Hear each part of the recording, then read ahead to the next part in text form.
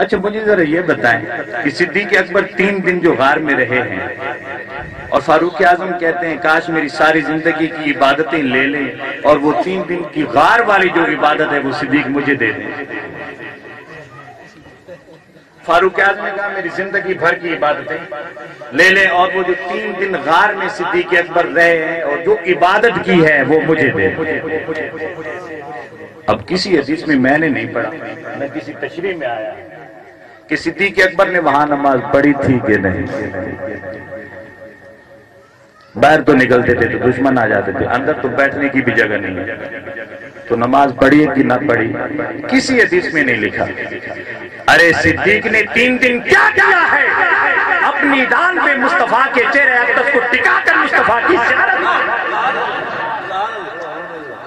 کی زیارت کی ہے۔ نماز فرض کب ہوئی ہے؟ یہ بات بھی کھول دیں، نماز فرض کب ہوئی ہے؟ اعلان نبوت سے 10 سال بعد، اعلان نبوت سے 10 سال بعد۔ ارے پہلے 10 سال صحابہ کیا کرتے تھے؟ بس مصطفیٰ کو مصطفیٰ کو تکتے تھے۔